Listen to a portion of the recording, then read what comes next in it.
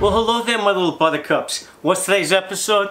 I got a phone call. No, it wasn't a phone call. It was an email. I got lots of emails with this kid called Cheese Outdoor stuff. Guess that Daisy, everybody. Alright, I try to get back to always, by the way. But I did an episode. It's a local guy. I'm assuming he's a guy. And it's very presumptuous, though. Could be a girl. That's good. Although my statistics say it's probably a guy. It's like, I think there's like 7% females watch this thing. I think I know 7% of them. Oh, really? What? Only know them because, you know, nice. I like them. Or a I didn't get myself in trouble with that. Not like that. It's just they're cool. I like them. I like women fishing. Huh? I think I'm really in trouble here. Let's rewind that. Alright, that was silly. Huh, I just got myself a little flustered right there. What? I got an email from somebody that asked what's going on locally, alright? They were over in Port Jefferson, Port Washington's to the west, Port Jeff to my east. There's your history. Washington was a president. Jefferson was too. Oh, really? So much freaking history in this video right now. I think I may even change this to Declaration of Independence. Huh? I'm not. Stop. Let's go forward here. I gotta stay focused. All right. So the guy's asking Port Jeff. I'm saying, what are you gonna do? I said, well, fluke are really not here yet. All right. Our bait's it's so screwed up right now. The water's cold. It's not pretty. But what's always there? Schoolie striped bass. You go say hello to them. That's what I did today, alright? So sure enough, I go out there.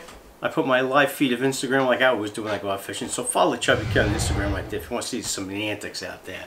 First guy gets on the thing, Dave, smacks me right in the face. Said, yo, kid, what is wrong with you? Today's opening day of Fluke. What are you doing here messing with schoolie striped bass? What's my answer to that? I have no answer to that because I should have been out there going after Fluke. But I had the aluminum boat. I had to do stuff. And my intention was maybe get a couple of schoolies for our boy over from Port Jefferson. Show him what time it is with that. And then I wanted to show you just a quick thing about the echo. Alright, how fish are seen as you're running a boat at speed, how you can target fish and how you can see fish, what fish look like on echo, right? So we're going to go into that. I fished recently down south with Mike Smedley and Zach Royce, and as I was filming I captured a piece of video which kind of shows it all. It's on Mike's machine, so Mike is going to explain what it is. But it's basically the same concept. I'll get into that, but let's go for a first fish because we have to have a fish in this video, alright? Or two, or three, whatever. Let's go to a fish.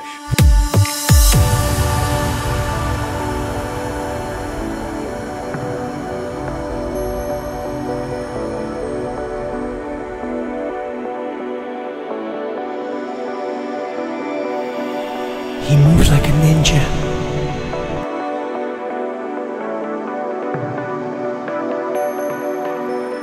Iron workers shout out.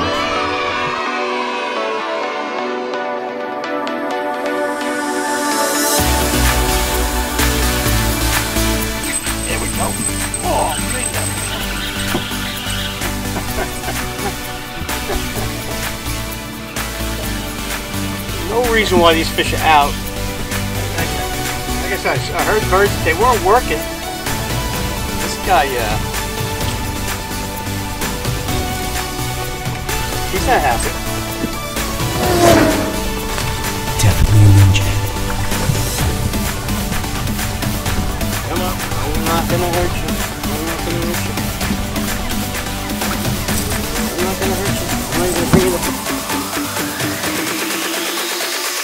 it's Street 7. These things have so many freaking hooks on it. 6 hooks that are trying to get me. Little guy. Come on now. He's happy to be around.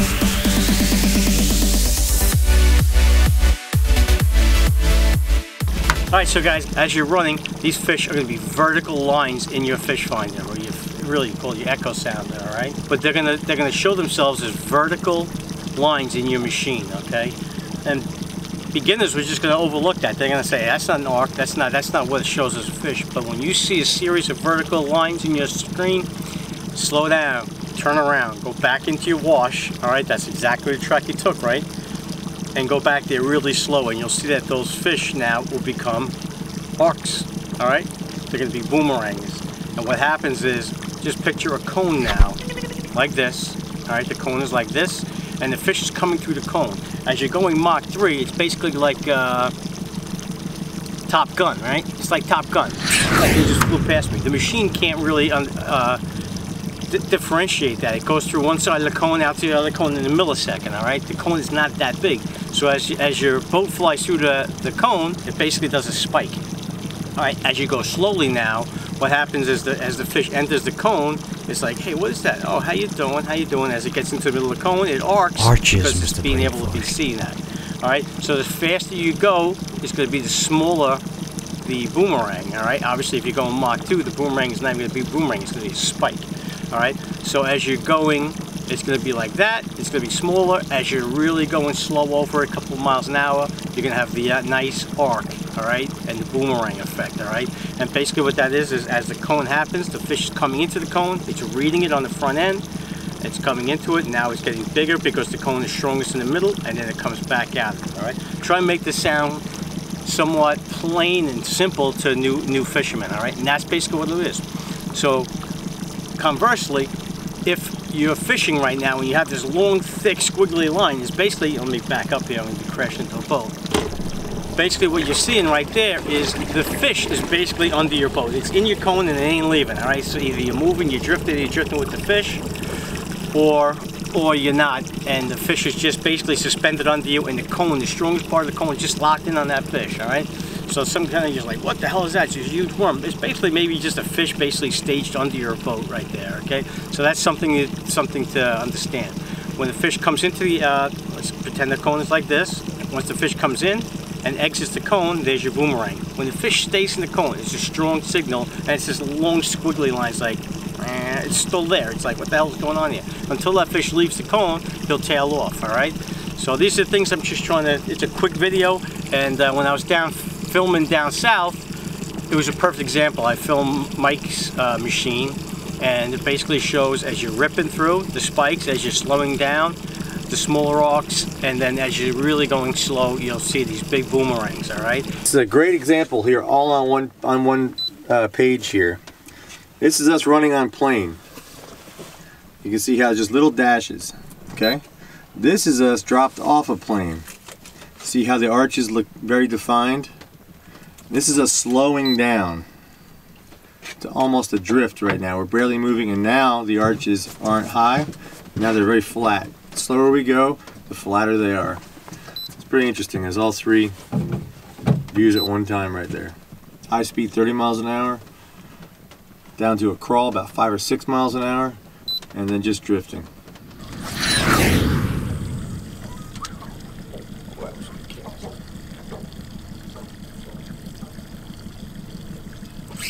There we go. Fish on. Oh yeah, he's not happy.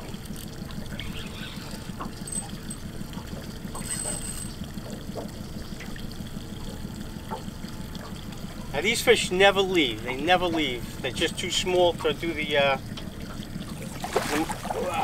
he's not too small, but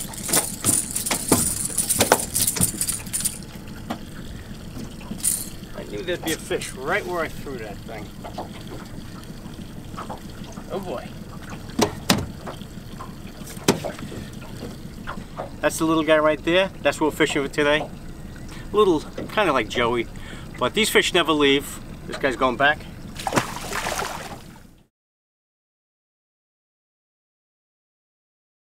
Alright folks, so there you go. There's a quote from Tinky Winky himself. I'm not sure if it was Lala or Poe. It doesn't make a difference, alright? But the Teletubbies know about migrating striped bass, alright? Who's back there? Look who's working again. Look who's messing around on the camera. I'm going to leave her in the background though as she works. Quick shout out. Got to do it real quick. Mr. Three Rings over in Raritan Bay. Today's Monday. I believe you say fish this morning or he fished yesterday. But nevertheless, it's within 24 hours, alright? Got this nice bass. Said the bite was slow, but he happened to pick up this nice bass. Great photograph. Thank you. And that's a con shout out right there, right? And if you saw the quick con shout I do with my local boy over there, Local 11 Jersey Ironworkers. Hoorah. And that's Marine Corps. I don't know what the ironworkers do. They're freaking maniacs, though. Just as crazy as the Marines, I guess. Because they like to balance on shiitake and very dangerous. Made short work of that. I did use an accelerant right there, so keep this to ourselves, all right? Okay. All right, what am I saying here? I got my boy over in Ironworkers, Local 11, Jersey.